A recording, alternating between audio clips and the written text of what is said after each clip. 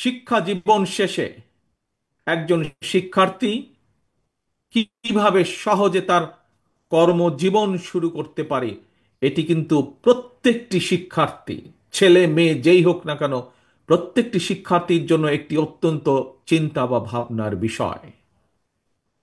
ভবিষ্যতে শিক্ষার্থীদেরকে যাতে কর্মসংস্থান নিয়ে হতাশায় পড়তে না হয়, আমাদের দল বাংলাদেশ জাতীয়তাবাদী দল বিএনপি সেই আলোকেই শিক্ষা ব্যবস্থার সংস্কার এবং জব অপরচুনিটির জন্য কর্ম পরিকল্পনা বা প্ল্যানিং তৈরি করছে।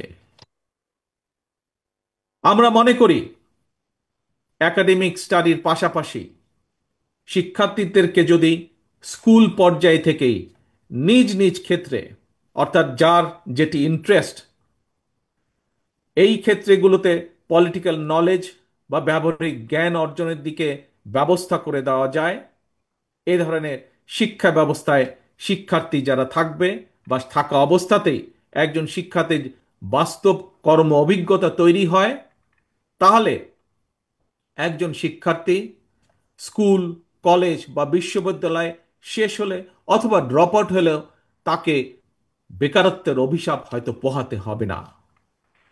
বাস্তব অভিজ্ঞতা থাকলে একজন শিক্ষার্থী ইতিহাস, ভূগোল অথবা অন্য যে কোনো সাবজেক্টে লেখাপড়া করুক না কেন, বিশ্ববিদ্যালয়ের 4 বছর শেষ করার পর চাকরির জন্য তাকে আমরা ধরে নিতে পারি সময় ক্ষেপণ করতে হবে না। সেই লক্ষ্যটাকেই সামনে রেখে বিএনপি স্কুল পর্যায় থেকেই ব্যবহারিক এবং কারিগরি শিক্ষার উপর জোর দিয়ে আগামী দিনে শিক্ষা কারিকুলাম ঢেলে সাজানোর কাজ করছে। এবং আমাদের দলের থেকে, আমাদের দলের ভেতরে যারা এই ব্যাপারে এক্সপার্ট আছেন, সে একটি বিশেষজ্ঞ টিম এর মধ্যেই দায়িত্ব দেওয়া হয়েছে, তারা সেগুলোকে সেভাবে তৈরি করছে, সেই কাজগুলোকে সেভাবে তারা তৈরি করছে। প্রিয় বন্ধুরা, ছাত্রছাত্রী অর্থাৎ তারুণ্যের শক্তি এবং নারী শক্তিকে কর্ম পরিকল্পনার বাইরে রেখে একটি রাষ্ট্র কখনোই সামনে এগিয়ে যেতে পারে না। আমি এর আগেও কয়েকবার বলেছি, আজও তোমাদের সামনে আমি তুলে ধরতে চাই। এই যে গ্লোবালাইজেশনের যে এই সময় নারী পুরুষ সকলের সামনে কিন্তু সকল সম্ভাবনার দ্বার আজ উন্মুক্ত টেকনোলজিক্যাল কারণে। আমাদের এই তারুণ্য, আমাদের এই শিক্ষার্থীরা যাতে সকল সম্ভাবনাকে সাফল্য সাফল্যে রূপান্তরিত করতে সক্ষম হয়, এই জন্য একটি বাস্তবধর্মী সুষ্ঠু নীতি পরিকল্পনা আমরা তৈরি করছি এবং সেটি বিএনপি তরুণ জনগোষ্ঠীর সামনে উপস্থাপন করতে চায়, যাতে করে আগামী দিনে তাদের পথ চলা সহজ হয়ে যায়। প্রিয় বন্ধুরা, তথ্য প্রযুক্তির এই সময় বিশ্ব বাজারের সঙ্গে দক্ষতা এবং যোগ্যতার প্রতিযোগিতায় যদি টিকে থাকতে হয়, তাহলে অবশ্যই তোমাদের সকলকে তথ্য প্রযুক্তি এবং কারিগরি শিক্ষায় দক্ষতা অর্জন করতে হবে। তোমাদের এখানে অনেকেই, মঞ্চে যারা আছেন তাদের অনেকেরই মনে আছে, আমার সামনে তোমরা যারা লক্ষ লক্ষ ছাত্রছাত্রী উপস্থিত আছো, তোমাদের নিশ্চয়ই অনেকেরই খেয়াল আছে একটি বিষয়। কি সেটি? শেষবার বিএনপি যখন সরকার পরিচালনার দায়িত্বে ছিল 2005 সালে, সেই সময় মাইক্রোসফটের প্রতিষ্ঠাতা বিল গেটস বাংলাদেশ সফর করেছিলেন। সেই সময় পর্যায়ক্রমিকভাবে দেশের 10,000 শিক্ষক এবং 2 লক্ষ শিক্ষার্থীকে আইটি প্রশিক্ষণ দেওয়ার জন্য বাংলাদেশের সঙ্গে 3 বছর মেয়াদী একটি চুক্তি সম্পন্ন হয়েছিল। ইনশাল্লাহ আগামী দিনে জনগণের রায় বিএনপি আবারও রাষ্ট্র পরিচালনার দায়িত্ব পেলে এইবার আমরা স্কুল পর্যায় থেকে শিক্ষা কারিকুলামের ভেতরে আইসিটি এবং কারিগরি শিক্ষা ব্যবস্থাটিকে আমরা প্রবর্তন করব।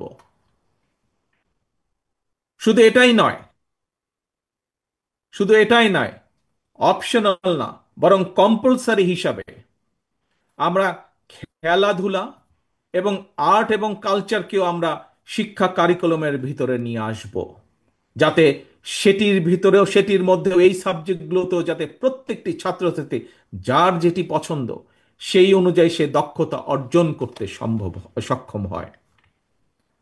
প্রিয় ভাই বোনেরা, তোমাদের সামনে যেহেতু ভবিষ্যৎ, তোমাদের দেশকে গড়ে তুলবে তোমরা ভবিষ্যতে ইনশাআল্লাহ। তোমাদের সহকর্মী যারা শহীদ হয়েছে সেই শহীদদের কাঙ্ক্ষিত বাংলাদেশ তোমরা গড়ে তুলবে। গড়ে তুলতে হলে নিজেদেরকেও সেভাবে যোগ্যতাভাবে গড়ে তুলতে হবে।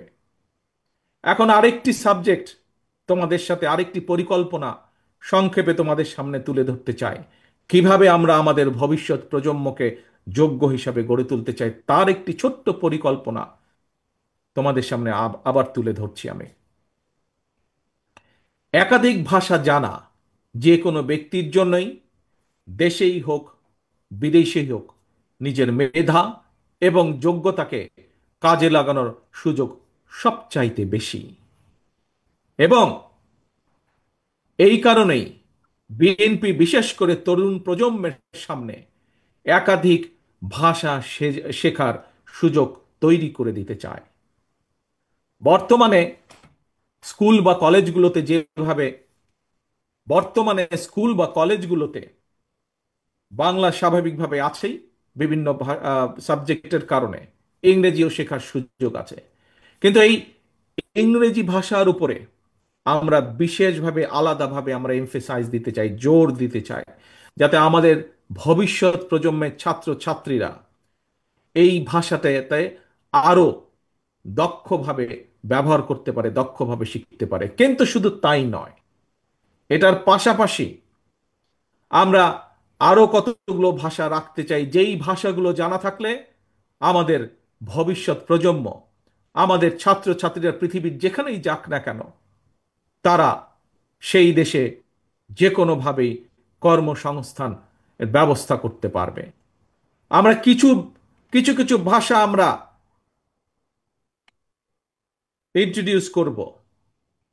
হতে পারে আরবি, হতে পারে ম্যান্ডারিন, জার্মান, ফ্রেঞ্চ, জাপানিজ সহ এরকম এই কয়েকটি ভাষা আমরা রেখে দিব।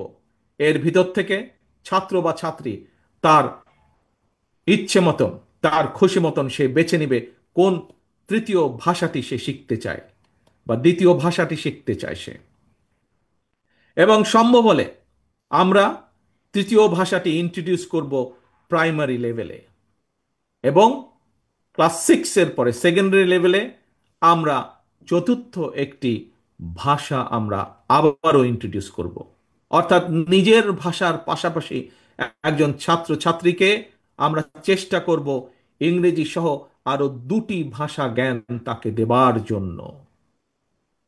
এবং এই ভাষা শিক্ষাটাকে কিভাবে পৌঁছে দেওয়া যায় শিক্ষার্থীদের কাছে, কোন ক্লাসের কোন লেভেল থেকে কোন ভাষাটিকে কিভাবে শিক্ষা দেওয়া যায়, সেটির বিষয় দলের ভিতরে একটি টিম কাজ করছে, যারা এই বিষয়ে এক্সপার্টিস যাদের রয়েছে।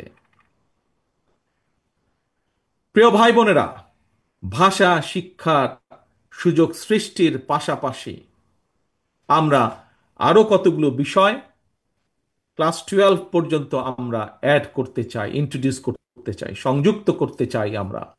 কি সেগুলো?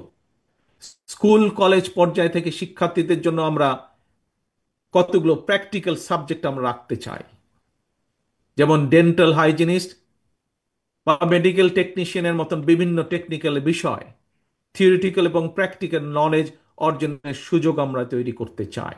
এবং ইনশাল্লাহ আগামী দিনে জনগণের রায়, বাংলাদেশ জাতীয়তাবাদী দল দেশ পরিচালনার দায়িত্ব পেলে দ্রুততার সঙ্গে এই বিষয়গুলো আমরা শিক্ষার্থীদের জন্য ইন্ট্রোডিউস বা বাস্তবায়নের কাজ শুরু করব, বাস্তবায়ন করব ইনশাল্লাহ।